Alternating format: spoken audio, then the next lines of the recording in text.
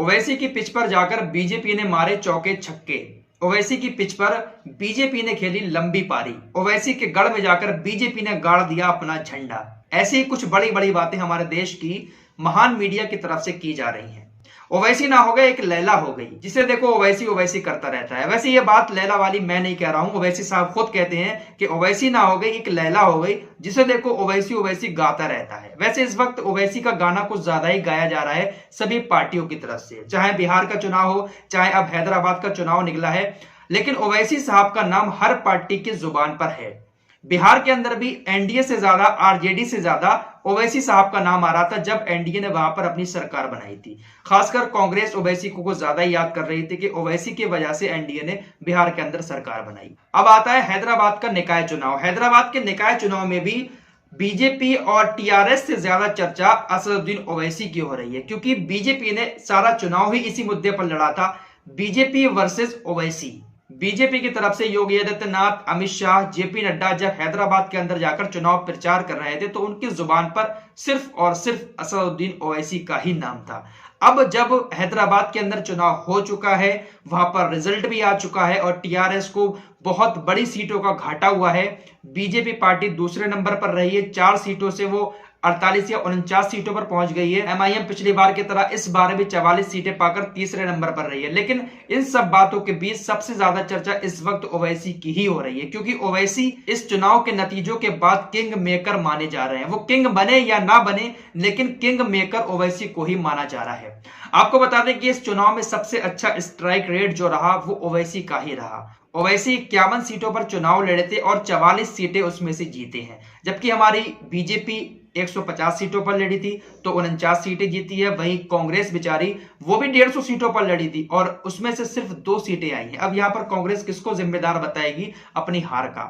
तो दोस्तों यहां पर असदुद्दीन ओवैसी किस तरीके से किंग मेकर की भूमिका निभाएंगे वो आपको बताएंगे, लेकिन इससे पहले आप लोगों को एक खबर और दे देते हैं। 58 साल के बाद आरएसएस के गढ़ नागपुर में बीजेपी को करारी हार का सामना करना पड़ा है। विधान परिषद चुनाव में कांग्रेस ने संघ के गढ़ नागपुर में ही बीजेपी को करारी मात दी। इस सीट पर कांग्रेस उम्मीदवार अभिजीत बंजारी ने नागपुर से भाजपा के संदीप जोशी को 18,910 वोटों से करारी शिकस्त दी है। ये बात आप लोगों को इसलिए बता रहा हूं क्योंकि ये चुनाव बैलेट पेपर से हुआ था, ईवीएम से नहीं हुआ था और 58 साल के बाद यहां पर कांग्रेस जीती है। नागपुर आरएसएस का गढ़ है और यहां पर हमेशा से बीजेपी जीतती चली आई थी, लेकिन इस बार बैलेट पेपर से यहां पर चुनाव हुआ है और बीजेपी यहां पर हार चुकी है। तो लोग इस बात को लेकर सवाल कर रहे हैं कि जहां जहां पर बैलेट पेपर से चुनाव होता है वहां वहां पर बीजेपी अपनी सरकार या कोई भी सीट नहीं जीत पाती है। इसके अलावा प्रधानमंत्री नरेंद्र मोदी का वाराणसी, यहां पर भी एमएलसी के लिए 2 सीटों पर चुनाव हुआ था और दोनों सीटों पर बीजेपी को करारी शिकस्त झेलनी पड़ी है और यहां पर भी चुनाव बैलेट पेपर से हुआ था, ईवीएम से नहीं हुआ था। लेकिन इन खबरों को मीडिया के द्वारा छुपा लिया गया। जिस तरीके से एक छोटा चुनाव था हैदराबाद का, इसी तरीके से ये भी एक छोटे छोटे चुनाव थे, लेकिन इनकी कवरेज आपको देखने को नहीं मिली होगी, इसीलिए मैंने सोचा कि ये खबरें आपके सामने मैं रख दूं। अब आते हैं हैदराबाद की तरफ।